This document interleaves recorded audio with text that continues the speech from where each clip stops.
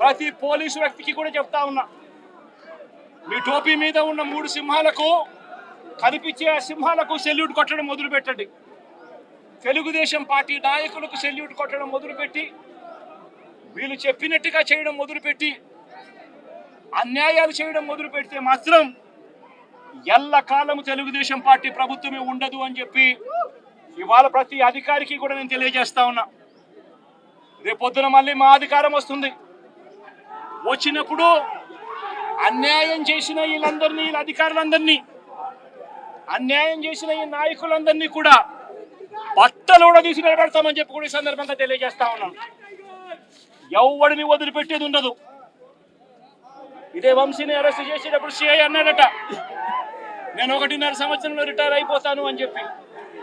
Retire అయిపోయినా కూడా, సప్త సముద్రాల అవతల ఉన్నా కూడా మొత్తం అందరినీ కూడా పిలిపిస్తామని చెప్పి కూడా ఈ సందర్భంగా చెప్తా ఉన్నా. చట్టం ముందు నిలబడేట్టుగా చేస్తాం, బట్టలు ఊడదీస్తాం, న్యాయం జరిగేట్టుగా చేస్తాం అని ప్రతి ఒక్కరికి కూడా తెలియజేస్తా ఉన్నాం. ఈ మాదిరిగా అన్యాయం చేయడం మొదలు పెడితే మాత్రం ఖచ్చితంగా ప్రజలు, దేవుడు ఇద్దరు కూడా వీళ్ళను శిక్షించే కార్యక్రమం ఖచ్చితంగా జరుగుతుందని చెప్పి సందర్భంగా మరొక్కసారి వీళ్ళందరికీ కూడా చెప్తా ఉన్నాం. అన్యాయంలో భాగస్వాములు కావద్దండి. మీ టోపీ మీద ఉన్న సింహాలను గౌరవించండి, వాటికి సెల్యూట్ కొట్టండి, మీ వ్యక్తిత్వాన్ని కాపాడుకోండి అని చెప్పి ప్రతి అధికారికి కూడా ఈ సందర్భంగా తెలియజేస్తా ఉన్నాం. వంశీని ఎందుకు టార్గెట్ చేస్తా ఉన్నారు అనేది చంద్రబాబు నాయుడు గారికి వంశీని చూస్తే తన సామాజిక వర్గం నుంచి ఒక వ్యక్తి ఎదుగుతున్నాడు. చంద్రబాబు నాయుడు గారి కన్నా గ్లామరస్ గా ఉన్నాడు, లోకేష్ గారి కన్నా గ్లామరస్ గా ఉన్నాడు. ఒక మనిషి ఎదుగుతున్నాడు అని అంటే తట్టుకోలేడు తన సామాజిక వర్గంలోనే. అందుకని కొడాలి నాని చూసినా ఆ మనిషికి జీర్ణించుకోలేని ఆక్రోశము, వంశీని చూసినా కూడా జీర్ణించుకోలేని ఆక్రోశం. ఎందుకంటే చంద్రబాబు నాయుడు గారి కన్నా చక్కగా ఉంటారు కాబట్టి వీళ్ళిద్దరు. అవినాష్ కూడా పాపం ఎప్పుడో ఒకసారి టార్గెట్ అవుతాడు, ఎందుకంటే లోకేష్ కన్నా చక్కగా ఉన్నాడు కాబట్టి. ఇది చంద్రబాబు నాయుడు గారి మనస్తత్వం. ఆయన కొడుకు, ఆ సామాజిక వర్గంలో వాళ్ళు మాత్రమే లీడర్లు. వాళ్ళకి ఎవరైనా పొరపాటున వాళ్ళకు అనుకూలంగా లేకపోతే సామాజిక వర్గం నుంచి వాళ్ళని వెలేయడము.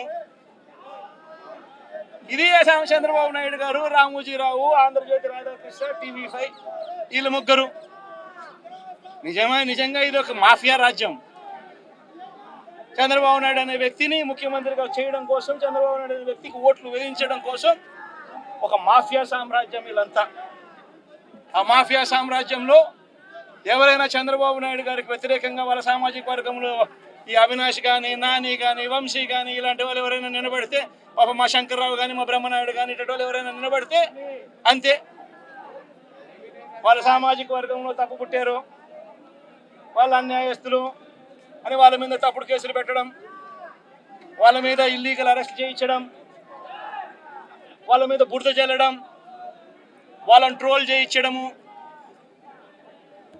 ఇవన్నీ కూడా చంద్రబాబు నాయుడు గారి నైజం, లోకేష్ గారి నైజం చూపిస్తుంది. ఇవన్నీ కూడా బుద్ధి జ్ఞానం ఉందా మీకు? రాజకీయం ముసుగులో నేరస్తులు కాకపోతే ఏంటిది అంటే మా అటెన్షన్ డైవర్ట్ చేసి ప్రజలకు ఇబ్బంది పెట్టాలని మీ ఆలోచన. ఇలాంటివన్నీ జరుగుతున్నాయి. ఇప్పుడు అనుమానం రాని వారికి కూడా అనుమానం వచ్చే పరిస్థితి. ఎందుకు బాబాయిని చంపి నెక్స్ట్ డే నారాసురు రక్త చరిత్ర రాయగలిగిన వాళ్ళు ఇంక అనుమానం ఎందుకు రాదండి? Now I'm forced to suspect. ప్రతి ఒక్క ఈవెంట్ చూడండి, ఇలాంటి దుర్మార్గుల నుంచి కాపాడుకుంటూ ముందుకు పోవాలి, విజిలెంట్గా ఉండాలి. ఏంటంటే నిన్న వచ్చి 5 నిమిషాలు వచ్చి షో చేసి ఒక్క వ్యక్తికి ఒక పాకెట్ భోజనం ఇచ్చారండి, ఒక వ్యక్తిని పరామర్శించారండి, ఒక వ్యక్తిని సపోర్ట్ చేయడుగా చేశారండి. ఆ పేపర్ ఉంది, రాయొచ్చు కదా పాజిటివ్గా. ఏంటి ఇవన్నీ? వికృతమైన చేష్టలు, పనికిరాని చేష్టలు. ఎవరు చేయరు ఇవన్నీ. అందుకే నేను చెప్పాను ఎస్కోబార్ అని. ఇదే మరి చేసేవాడు, ఏది చేసినా ఇదే మరిగా.